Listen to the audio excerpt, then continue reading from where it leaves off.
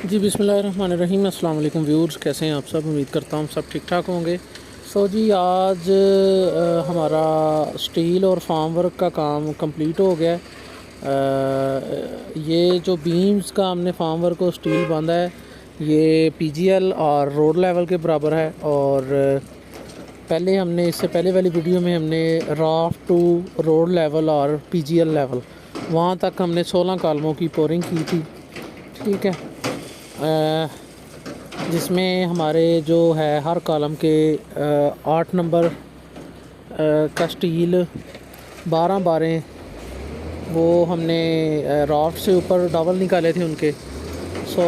उनके स्टीरप्स थी, उनके दरमियान जो स्पेसिंग थी वो थी 4.5 इंच, तो वो हमने पोरिंग की थी।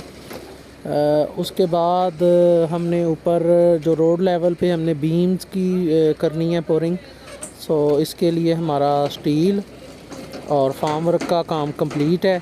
और स्टील का जो बीम का सेक्शन है इसमें जो बीम की चौड़ाई है वो 12 इंच है और जो बीम की हाइट है वो 18 इंच है, 1.5 फुट।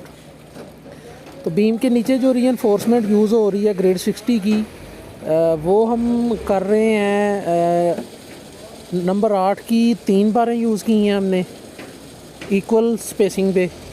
और तो टॉप पे कर रहे हैं वो नंबर 6 के कर रहे हैं और उसमें हम 3 बारें यूज़ कर रहे हैं।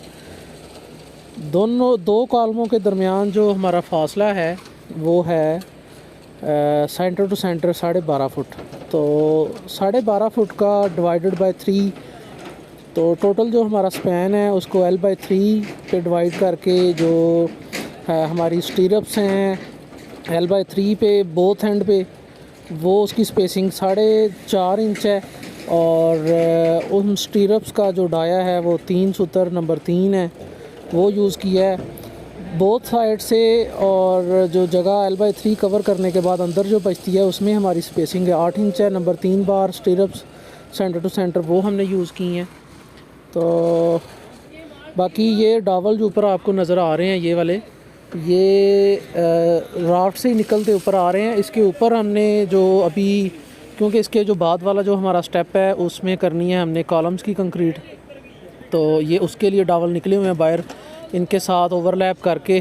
ठीक है, 58D का और डाया वाइज इसका जो भी हमारा जो स्टैंडर्ड है उसके लिहाज से हमने इसका ओवरलैप करके, तो ऊपर जो हमने है पीजीएल या रोड लेवल से ऊपर हमने 12 फीट हाइट तक जो है हमने इसके बाद वाला कॉलम्स का स्टेप करना है, उसकी स्टील फिक्सिंग करेंगे और उसका फार्म वर्क करके उसको पोर करेंगे।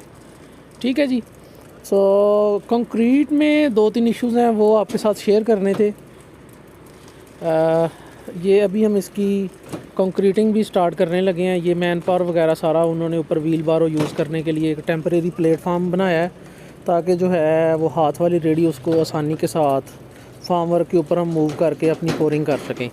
जी, पोरिंग में 2-3 चीज़ें हैं जिनका हमने ख्याल रखना है। इसमें पहली चीज़ जो है, क्योंकि कंक्रीट जो है हम इसमें 4000 PSI वाली यूज़ कर रहे हैं 1.5-3, तो वो एक हमारा रिप्रेजेंटेटिव लैब का वो प्लांट पे होता है, वो वहाँ पे अपनी निगरानी में उसकी कैलिब्रेशन चेक करके प्लांट की, तो वो 4000 PSI का जो रिक्वायर्ड हमारा स्लम्प है उस लिहाज से वो कंक्रीट साइड पे भिजवा देता है। आगे साइड वाले बंदे ने उसको एग्जीक्यूट करवाना है। तो एग्जीक्यूशन के दौरान हमें एक चीज़ का ख्याल रखना चाहिए कि जो स्लम्प प्लांट से निकला है वो स्लम्प साइड पे पहुँचते हुए और साइड पे वही रहे। इसमें किसी किस्म का कंट्रैक्टर जो है वो पानी ऐड करके कंक्रीट की वर्केबिलिटी को आसान करने के लिए उसमें पानी ऐड करके तो उसका स्लम्प ये कम कर देते हैं, ज़्यादा कर देते हैं, सॉरी। तो इस चीज़ का ख्याल रखना है क्योंकि स्लम्प वर्केबिलिटी को आसान करता है और जो पानी है वो फार्म वर्क से वो नीचे बह जाता है ज़्यादा। सेकंड चीज़ है वाइब्रेटर का यूज़ करें अच्छी तरह ताकि किसी जगह पे कोई स्पेस ना रह जाए स्टील के नीचे या फार्म वर्क की साइडों पे, और उसका प्रॉपर ध्यान रखें। और फार्म वर्क की आयलिंग जो है कंक्रीट की फिनिशिंग में बहुत ज़्यादा किरदार अदा करती है, तो उस चीज़ का भी आप लोगों ने ख्याल रखना है। ये जी हमने आज इसकी कंक्रीट कर रहे हैं इंशाल्लाह, तो इसके बाद वाले स्टेप में आपसे मिलते हैं। तो अगर किसी किस्म की क्वेरी है तो आप कमेंट में लिख सकते हैं, और अगर आपको ड्राइंग्स चाहिए तो वो भी आप कमेंट में बताएं।